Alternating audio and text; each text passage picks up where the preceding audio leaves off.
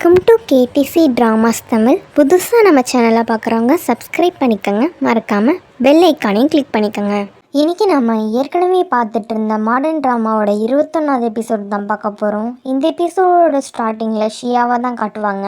அவங்க ஆஃபீஸில் வேலை பார்த்துட்ருப்பாங்களா, அப்போ லீவ் வந்து ஷியா கிட்டே போயிட்டு எனக்கு வீட்டுக்கு சீக்கிரமாக போய் டின்னர் சமைச்சு வை, ரொம்ப பசிக்குது அப்படின்ற மாதிரி சொல்லுவாங்க.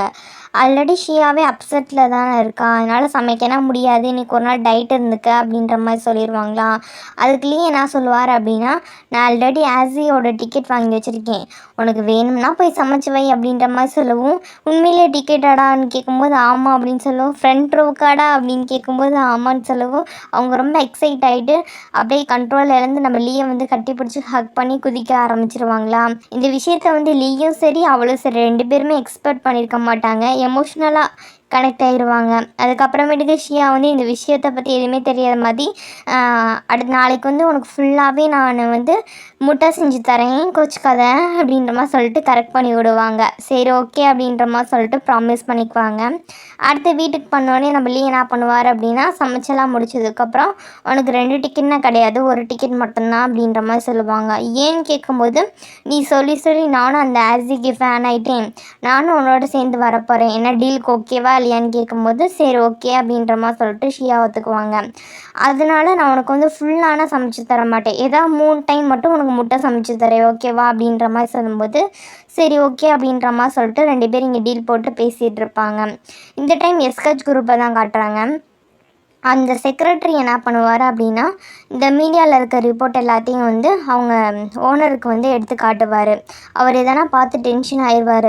இந்த ஹோட்டலில் நடந்த சின்ன விஷயம் வந்து எந்தளவுக்கு வைரல் ஆகி சோஷியல் மீடியா ஃபுல்லாக பரவி கிடக்கு, ஏன்னா ஹோட்டல் மட்டும் இல்லாமல் நம்மளோட சேர்ந்து நிறைய பிரான்ச்சஸும் பாதிப்பாயிருக்கு, இதை நம்ம எப்படி சால்வ் பண்ண போகிறோமே தெரில அப்படின்ற மாதிரி சொல்லிட்டு அதுக்கு வந்து கடுப்பில் வந்து பேசிகிட்டு இருப்பார். இந்த டைம் நம்ம அசியோட ஷோக்கு போகணுன்னு சொல்லிட்டு நம்ம ஷியாவும் லீயும் என்ன பண்ணுவாங்க அப்படின்னா கிளம்பிட்டு இருப்பாங்க. அதில் நம்ம ஷியா தான் ஃபுல்லாக எக்ஸைட் ஆகிட்டு ஒன்றா மாற்றி மாற்றி போட்டு ட்ரை பண்ணிவிட்டு இது எப்படி இருக்கா அது எப்படி இருக்குன்னு பார்த்துட்டு இருப்பாங்களா. இதை பார்த்து லீ, ஏம்மா அவர் ஸ்டேஜில் தானே பெர்ஃபார்ம் பண்ணுவார், நீ கீழே தானே இருப்ப, உனக்கு வந்து அவர் பார்க்கவே வாய்ப்பு இல்லையே, அதுக்கு எதுக்கு இப்படி ட்ரெஸ் பண்ணுறேன்னு கேட்கும்போது, அவர் என்ன தான் ஸ்டேஜில் இருந்தாலும் பரவாயில்ல, நான் க்ரௌடில் இருந்தாலுமே ஃபஸ்ட் ரோவில் தானே இருக்க போகிறோம், அவர் நம்மளை பார்க்குறதுக்கு நிறைய வாய்ப்பு இருக்குது, பேசாமல் இரு, நான் ரொம்ப சூப்பராக பிரின்சஸ் மாதிரி ரெடி ஆகி வரணும்னு சொல்லிட்டு சூப்பராக ரெடி பண்ணிகிட்டு இருப்பாங்க. இதெல்லாம் நம்ம லீ பார்த்துட்டு தான் இருப்பார். இந்த டயத்தில் லியா என்ன பண்ணுமா அப்படின்னா, வாங்க வந்து வீட்டுக்கு கூப்பிட்டு போயிருப்பாள். கூப்பிட்டு போய் இப்போ அவங்க பேரண்ட்ஸ்க்கு நான் அஃபிஷியல் இன்ட்ரோ பண்ணணும்ல, அந்த மாதிரி அனௌன்ஸ் பண்ணி கொடுத்துட்ருப்பா. அப்படி இன்ட்ரடியூஸ்லாம் முடிஞ்சதுக்கப்புறமேட்டுக்கு இப்போ ஹோட்டல் ப்ராப்ளத்தை பற்றி பேசும்போது வாங்க வந்து ஒரு சொல்யூஷன் சொல்லுவான். நம்ம வந்து ஏன் ப்ரொமோஷன் இந்த மாதிரி இது லான்ச் பண்ணக்கூடாது அப்படின்றப்ப இந்த இஷ்யூ வந்து ஆட்டோமேட்டிக்காக ஆஃப் ஆயிரும்ல, நீங்கள் என்ன சொல்கிறீங்க அப்படின்ற மாதிரி கேட்கும்போது இந்த ஐடியா அவங்களுக்கு பிடிச்சிருக்கு ஓகே அப்படின்ற மாதிரி சொல்லிட்டு இம்ப்ரெஸ் ஆயிடுவாங்க. தன்னோட பொண்ணு சந்தோஷமாக இருந்தால் போதுன்னு சொல்லிட்டு அவங்களோட அப்பாவும் சரி ஓகே சொல்லிடுவாங்க. இதெல்லாம் ஒரு பக்கம் போயிட்டுருக்கும்போது இந்த ஷோக்கு போயிருப்பாங்களே இவங்க 2 பேரும் ஃபுல்லாக ஷோ வந்து பார்க்க ஆரம்பிக்கிறாங்க. செம்ம கூட்டமாகவே இருக்கும். நம்ம ஹீரோயின்னா ரொம்ப சந்தோஷப்பட்டு அந்த காமெடி ஷோ வந்து என்ஜாய் பண்ணி பார்த்துட்ருப்பாங்க. ஆனால் நம்ம ஹீரோயின் மட்டும்தான் பார்த்துக்கிட்டே இருப்பார். ஷோ ஃபுல்லாகவே சூப்பராக போயிட்டுருக்குமா. ஒவ்வொரு தடையும் நம்ம ஹீரோ என்ன பண்ணுவார் அப்படின்னா, சான்ஸ் கிடைக்கும்போது ஷியாவோட கையை வந்து பிடிக்கலாம் அப்படின்ற மாதிரி ட்ரை பண்ணுவார். ஆனால் ஷியா ஒவ்வொரு தடையும் கரெக்டாக என்ன பண்ணிடுவாங்கன்னா கிளாப் பண்ணுறதுக்காக கையை எடுத்துடுவாங்க. அதனால் கொஞ்சம் நோஸ் கட்டாக தான் போயிடும். அடுத்து ஷோவெல்லாம் முடிஞ்சதுக்கப்புறமேட்டுக்கு ஷியா வந்து அவர் கூட ஒரு ஃபோட்டோ எடுத்துக்கணும் அப்படின்ற மாதிரி சொல்லிட்டு லீயும் கூட சேர்த்து இழுத்துட்டு போவாங்க. ஏம்மா நீ சூப்பராக ரெடி ஆகிட்டு வந்திருக்க, நான் என்னமோ பச்சைக்காரமே வந்திருக்கேன், எதுக்குமா கூப்பிட்றேன்னு கேட்கும்போது வாடா அப்படின்ற மாதிரி சொல்லிட்டு இழுத்துட்டு போயிட்டு ஃபோட்டோ சேர்ந்து எடுத்துகிட்டு ரிட்டன் வருவாங்க. ரிட்டன் வரும்போது நம்ம ஷியா வந்து ரொம்ப சந்தோஷமாக இருப்பாங்க. ரொம்ப நாள் கழிச்சு ரொம்ப சந்தோஷமாக இருக்குது அப்படின்ற மாதிரி சொல்லிட்டு அதெல்லாம் பேசிகிட்டு இருப்பாங்களா. அதுக்கப்புறம் வீட்டுக்கு போயிடுவாங்க. வீட்டுக்கு போனதுக்கப்புறம் 2 பேர் டிஸ்கஸ் பண்ணிகிட்டு இருப்பாங்க. அப்போ வந்து நம்ம லீ கேட்பார், அம்மா டிக்கெட் வாங்கி கொடுத்தா என்னோட சர்நேம் எடுத்துக்கிறேன்னு சொல்லி சொன்னியே அது என்ன அப்படின்ற மாதிரி கேட்கும்போது, இல்லை உன்னோட தான் எடுத்துக்க முடியாது, நான் சர்நேம் சேஞ்ச் பண்ணுவேன்னு தான் சொன்னேன், உன்னோடதுன்னு சொல்லலை அப்படின்ற மாதிரி ஆர்கியூ பண்ணுவாங்களா. அப்போ யாரோடது எடுத்துக்க போகிற அப்படின்ற மாதிரி சொல்லும்போது, நான் வந்து ஏற்கனவே ஒரு தடவை சர்நேம் சேஞ்ச் பண்ணியிருக்கேன் அப்படின்ற மாதிரி ஷியா கதை சொல்லுவாங்க. என்னப்ல அப்படின்னு சொல்லி கேட்கும்போது, சின்ன வயசாக இருக்கும்போது அந்த மாதிரி தான் சேஞ்ச் பண்ணியிருக்காங்களாம். ஏன் அப்படி சேஞ்ச் பண்ணியிருக்காங்க அப்படின்னா, அப்பாவோட சரநேம் வைக்கும்போது ஒரு மாதிரி கிண்டல் பண்ணி எல்லாரும் பசங்க கூப்பிட்டதுனால சேஞ்ச் பண்ணி இப்போ அவங்களுக்கு இருக்க சரநேம் வந்து அவங்க அம்மாவோட தான். அதனால் வந்து திருப்பி வந்து மாற்றிக்கிறதுக்கு யோசிக்கணும் அப்படின்ற மாதிரி சொல்லும்போது, பேசாமல் டேன் வச்சுக்கோ, டேன் நல்லா இருக்குல்ல அப்படின்ற மாதிரி பேசிகிட்டு இருப்பாங்க. இல்லை டேன் நல்லா இல்லையே அப்படின்ற மாதிரி ஷியா சொல்லும்போது, ஏன் வாங் இப்படி இருக்குது, சூப்பராக இருக்குமா அப்படின்ற மாதிரி அவங்க பேசிகிட்டு இருக்கும்போது, வாங் நல்லா தான் இருக்குது, ஆனால் மிஸ் அண்டர்ஸ்டாண்டிங் ஆயிருமே அப்படின்ற மாதிரி சொல்லிட்டு வாங் பேர் வாங் தானே அது மாதிரி பேசிகிட்டு இருப்பாங்க. இதெல்லாம் பேசிகிட்டு இருக்க இந்த டைம் வாங் வந்து ஆஃபீஸில் வந்து நைட்டு ஃபுல்லாக வந்து ஒர்க் பண்ணிகிட்டு இருப்பான். அந்த ப்ரெஷரை வந்து கரெக்டாக குறைக்கணும், ஹோட்டல் வந்து இப்போ என்ன கிரிட்டிக்கலான சுச்சுவேஷனில் இருக்குல்ல, அதை நார்மல் கொண்டு வரணும் அப்படின்ற மாதிரி சொல்லிட்டு அந்த டைம் அவரோட அப்பா வந்து கால் பண்ணி ஒரு முக்கியமான விஷயம் அப்படின்ற மாதிரி சொல்லுவாங்க. என்ன ஆயிருக்கும் அப்படின்னா, இவனுக்கும் ஷியாவுக்கும் பிரேக்கப் ஆன விஷயம் இவனோட அம்மாவுக்கு தெரிய வந்திருக்கும். அதனால் அவங்களுக்கு ஹார்ட் அட்டாக்கே வந்திருக்கும் போல இருக்குது. அதனால் இப்போ உன்னோட அம்மா வந்து எமர்ஜென்சி அட்மிட் ஆகிருக்கோம் வாடா அப்படின்ற மாதிரி சொல்லவும், காலையில் நான் ஃபஸ்ட் ஃப்ளைட்டே பிடிச்சி வரேன் அப்படின்ற மாதிரி சொல்லிட்டு ஃபோனை வச்சுருவான்.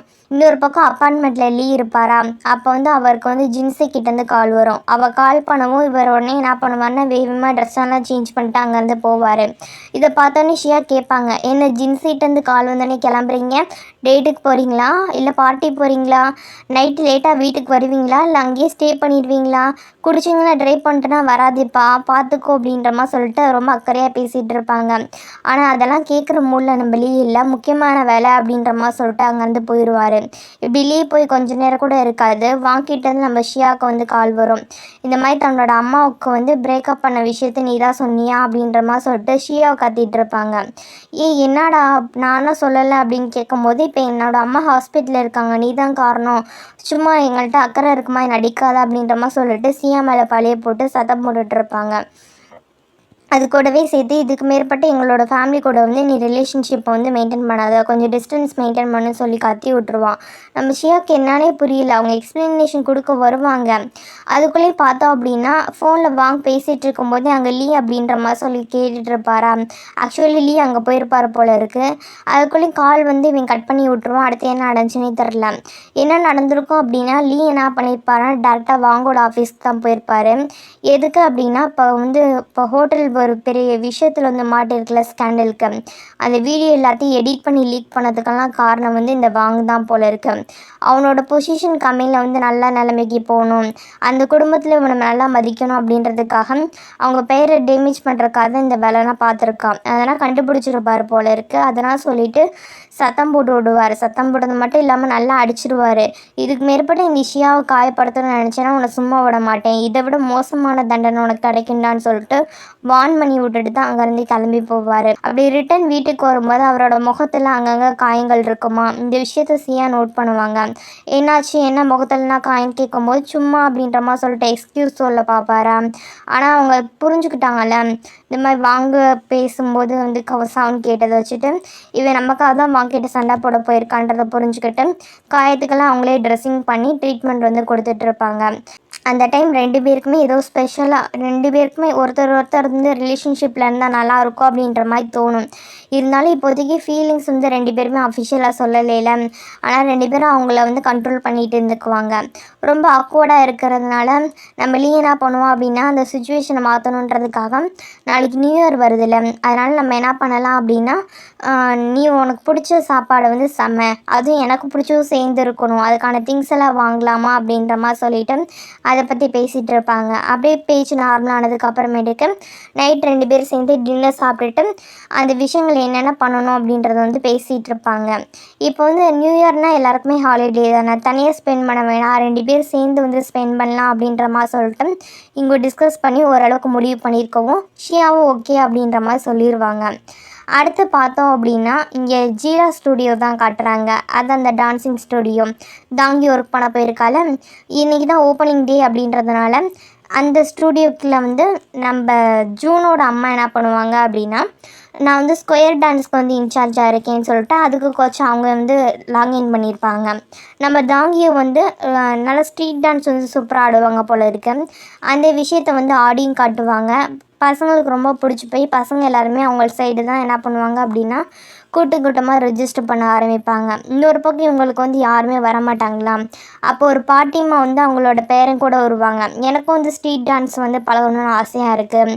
ஆனால் நீங்கள் சொல்கிற டைமிங்லாம் இருந்துச்சுன்னா என்னோடய பேரனை பார்த்துக்க முடியாது, முதுகு வலி வேலை இருக்குது அப்படின்ற மாதிரி யோசிக்கும் போது அப்போ தாங்கி என்ன சஜஸ்ட் பண்ணுவாங்கன்னா, இதோ பக்கத்தில் இருக்காங்களே இவங்க ஸ்கொயர் டான்ஸ் சூப்பராக சொல்லி தருவாங்க, இது உங்களுக்கு ஈஸியாக இருக்கும், முதுகு வலினா இருக்காது, நீங்கள் வந்து உங்கள் பேரனையும் நல்லா பார்த்துக்கலாம், என்ன சொல்கிறீங்க அப்படின்னு சொல்லி கேட்கும்போது இது நல்ல ஐடியாவாக இருக்குமே அப்படின்ற மாதிரி சொல்லிட்டு அவங்ககிட்ட போய் ரெஜிஸ்டர் பண்ணிக்குவாங்க. இப்படி எல்லாமே முடிஞ்சதுக்கு அப்புறமேட்டுக்கு 2 பேரும் ஒரே காரில் தான் என்ன பண்ணுவாங்க அப்படின்னா வீட்டுக்கு போவாங்க. வீட்டுக்கு போகும்போது அவங்க என்ன பண்ணுவாங்கன்னா சும்மா நார்மலாக தேங்க்ஸ் சொல்லுவாங்க. இருந்தாலும் அவங்களோட அத்தாரிட்டியை வந்து விடாமல் ஓரளவுக்கு வந்து கொஞ்சம் கெத்தாக பேசுவாங்களே அந்த மாதிரியே பேசிகிட்டு இருப்பாங்க. ஆக்சுவலி தாங்கியோ வந்து இப்போ வந்து நம்ம ஜூனை வந்து லவ் பண்ண ஆரம்பிச்சிட்டா. அதனால் பெருசாக இந்த விஷயத்தான் எடுத்துக்காமல் என்ன இருந்தாலும் மாமியார் ஆச்சு அப்படின்ற மாதிரி சொல்லிட்டு அட்ஜஸ்ட் பண்ணிட்டு போயிடுவான்.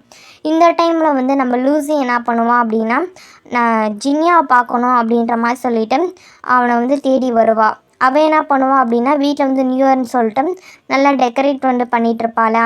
அப்போ வந்து சொல்லுவாங்க, இந்த மாதிரி வந்து நான் வந்து என்னோடய கம்பெனி பூரா க்ளோஸ் பண்ணிட்டு வந்துட்டேன், என்னோடய வாழ்க்கையில் நீ தான் முக்கியம் நான் புரிஞ்சுக்கிட்டேன், ப்ளீஸ் நம்ம ரிலேஷன்ஷிப்பை வந்து அப்படியே போக விட வேணாம், நம்ம வந்து திருப்பி கன்டினியூ பண்ணலாம் அப்படின்ற மாதிரி சொல்லிட்டு திருப்பியும் வந்து ஃபர்ஸ்ட்லேருந்து ப்ரப்போஸ் பண்ணுவான்.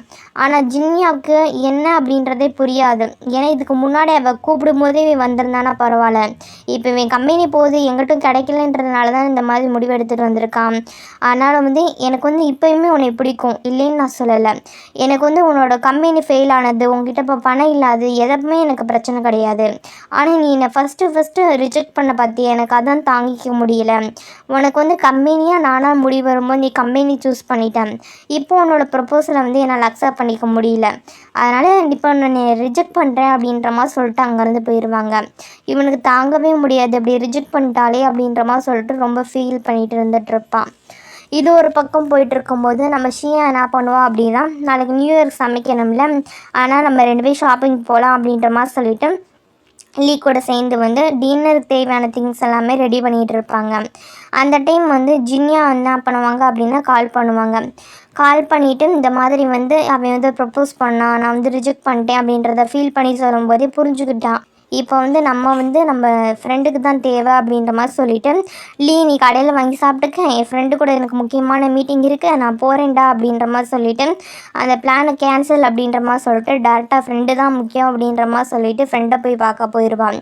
அவள் ஆல்ரெடி ஃபீலிங்ஸில் தானே இருக்கா, அவளுக்கு ஆறுதல் தள்ளுறதுக்கு நம்ம வேணும் அப்படின்ற மாதிரி சொல்லிட்டு அவளுக்கு வந்து ஆறுதல் சொல்கிறதுக்காக போயிடுவாங்க. பாவம் லீ ஆசையாக இருந்தது எல்லாம் ஏமாந்து போயிட்டாரா. இப்போ என்ன பண்ணுறது, நியூ இயர் ஈவினிங்கை வந்து இப்போ தன்னோட ஃப்ரெண்ட்ஸ் கூட சென்ட் பண்ணணும் அப்படின்ற மாதிரி சொல்லிவிட்டு அவங்க ஃப்ரெண்ட்ஸ் குங்கெல்லாம் கூப்பிட்டு அவங்க வந்து என்ஜாய் பண்ணிகிட்டு இருப்பாங்க. அப்போ வந்து ஜின்சியும் என்ன பண்ணுவா அப்படின்னா அவங்க ஃப்ரெண்ட்ஸ் கேங்கில் வந்து ஜாயின் பண்ணிக்குவா. அப்படியே எல்லாம் லாஸ்ட் மினிட்ல பார்ட்டி அரேஞ்ச் பண்ணி எல்லாம் என்ஜாய் பண்ணிகிட்டு இருப்பாங்க.